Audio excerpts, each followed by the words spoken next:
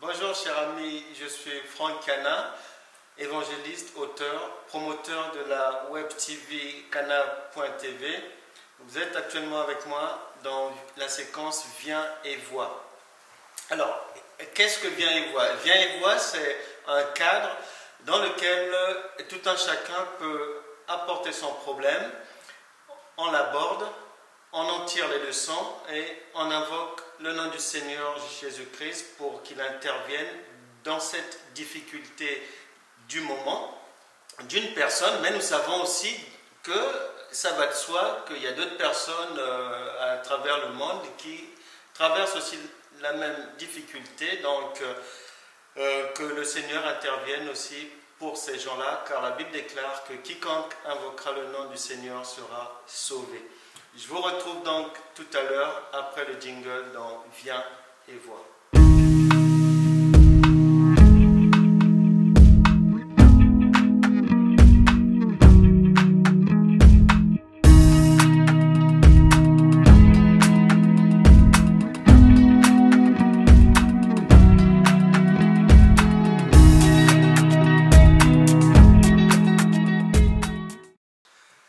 Bienvenue dans Viens et vois. Et maintenant, ensemble, on va aborder le sujet que m'a rapporté une jeune dame qui habite du côté de Paris. Et donc, cette jeune dame, Irma, est la maîtresse d'un homme marié. Maîtresse d'un homme marié, cet homme marié a sa femme, ses enfants, et Irma va apprendre à un moment donné qu'elle n'était pas la seule et que cet homme marié avait déjà deux autres enfants en dehors du ménage avec une autre maîtresse. Mais malheureusement pour Irma, elle va tomber enceinte de cet homme marié qui lui avait déjà prévenu que notre relation doit uniquement demeurer sexuelle et qu'elle doit se limiter à passer du bon temps ensemble et pas plus que ça. Mais Irma, vu qu'elle n'a jamais mis au monde et l'âge avançant, elle a cru bon devoir garder cette grossesse, et ce qui fait qu'aujourd'hui, elle se retrouve en difficulté avec cet homme marié qui, ne voulant pas de cette grossesse, a décidé par tous les moyens de se venger d'Irma, et il est même allé consulter, il est rentré dans des choses occultes pour se venger d'elle. Et donc, Irma m'a raconté qu'elle n'en dort plus, qu'elle n'arrive plus à dormir, qu'elle souffre horriblement, mais tient à conserver cette grossesse. Alors, vous, à la place d'Irma, qu'aurez-vous fait? Est-ce que vous allez garder cette grossesse? Est-ce que vous allez avorter comme le demande ce monsieur? Est-ce que vous allez en parler à une autre personne? Est-ce que vous allez comme le monsieur se venge actuellement, est-ce que vous aussi vous irez vous venger en allant tout faire pour en parler à la femme de ce monsieur, à la femme légitime? Donc, bref, voilà un peu le problème que Irma nous pose à tous. Et on va essayer d'y apporter les réponses et les conseils qu'on peut lui apporter, sachant que nous nous appuyons sur ce que dit la parole de Dieu. Dans le chapitre 6 du livre aux Galates, versets 7 à 9, il est écrit « Chacun moissonnera ce qu'il aura semé ». Donc, pour dire qu'il y a des choses qui nous arrivent dans la vie, et qui sont le résultat d'un comportement qu'on a eu à avoir, d'une attitude, de paroles et autres, d'écrits. Et dans la situation présente d'Irma, c'est la conséquence du fait qu'elle soit allée avec un homme marié.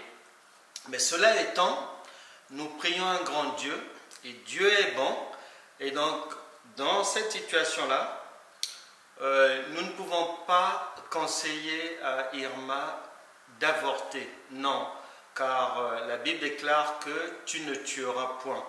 Donc, nous savons que les embryons sont aussi des enfants, Donc, elle n'a pas à avorter, elle ne doit plus aller avec un homme marié ou un conjoint qui appartient déjà à une autre personne, puisqu'il nous est toujours conseillé que chacun puisse avoir sa chacune et à chacune son chacun. Donc, pas d'avortement, pas de souillure du corps avec une personne ne nous appartenant pas, et une repentance s'impose parce que Dieu est suffisamment riche et bon pour nous pardonner, dit la Bible, nos péchés. Donc, une fois que les péchés sont pardonnés, nous pouvons maintenant invoquer le nom du Seigneur pour qu'il intervienne dans cette situation que traverse Irma et bien d'autres personnes aussi à travers la planète, car il est écrit que quiconque invoquera le nom du Seigneur sera sauvé. C'est écrit dans le 2e chapitre du livre de Joël au verset 32. Raison pour laquelle nous sommes certains que le Seigneur va intervenir dans cette situation. La Bible déclare en Hébreux chapitre 12 verset 14 que sans la sanctification, nul ne verra le Seigneur. C'est pour ça qu'on disait que dans cette situation, la repentance s'impose. On reconnaît nos erreurs, on reconnaît par rapport à Dieu nos péchés, nous nous sommes repentis, il y a une repentance et le sang de Jésus, nous l'invoquons pour qu'il nous lave, pour qu'il nettoie quiconque se répand.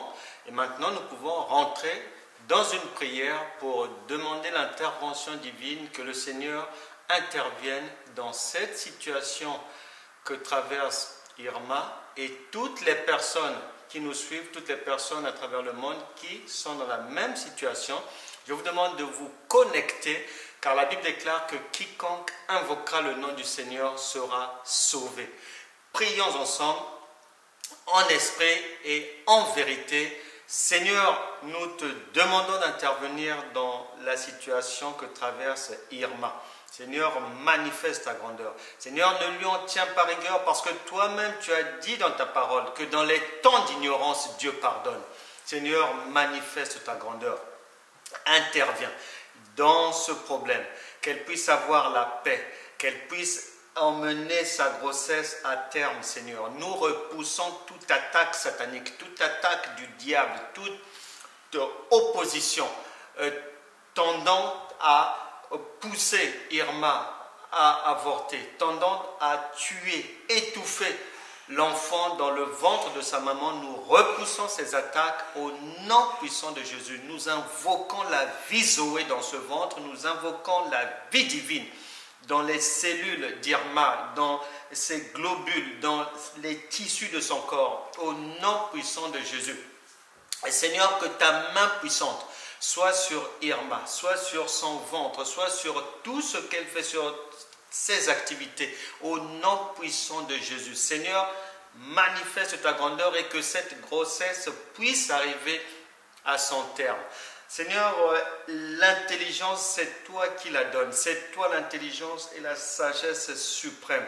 Nous t'invoquons, Seigneur, encore pour que tu puisses remplir Irma de connaissances, de sagesse et d'intelligence afin qu'elle puisse désormais marcher, Seigneur, dans ta voie. Car c'est toi, Jésus-Christ, qui est le chemin, la vérité et la vie. Seigneur, manifeste ta grandeur et que sa vie ne soit plus jamais la même. Que toute erreur qu'elle a eu à faire dans le passé, Seigneur, que par ta grâce, qu'elle ne retombe plus dans ses erreurs, mais qu'elle soit une nouvelle personne, qu'elle marche en nouveauté de vie. Car toi-même, tu as dit, Seigneur, que tous ceux qui viennent à toi, Seigneur, tu as la capacité, tu as le pouvoir de les changer et de leur donner un nouveau souffle, une résurrection. Seigneur, nous croyons que ta main est assez puissante pour intervenir, pour agir en faveur d'Irma et de toutes les personnes qui se retrouvent aujourd'hui dans la même situation. Nous le croyons, car toi-même tu as dit que tout ce que vous demanderez en priant, croyez que vous l'avez reçu, vous le verrez s'accomplir. Et nous croyons que, Seigneur, tu n'es pas un homme pour mentir. C'est toi-même qui l'as dit dans le livre de Marc, chapitre 11, verset 24. Et nous croyons que c'est fait. Amen. Voilà, chers amis, nous arrivons à la fin de la thématique d'aujourd'hui, le sujet que Irma nous a apporté et qu'on a traité ensemble. N'oubliez pas, chers amis, de nous écrire, de venir vers nous ou de nous appeler. Vous pouvez nous laisser votre commentaire, vous pouvez nous envoyer un mail, vous pouvez nous proposer votre problème, vos difficultés du moment et on l'abordera ensemble et sans oublier que nous demanderons toujours l'intervention divine pour que votre problème puisse trouver une solution. Mais avant de nous quitter, chers amis de Viens et Vois, nous ne sommes pas égoïstes à Viens et Vois et nous voulons quand même savoir que voulez-vous que Jésus fasse pour ce monsieur, cet homme dont Irma porte la grossesse. À très bientôt sur Viens et Vois. Au revoir.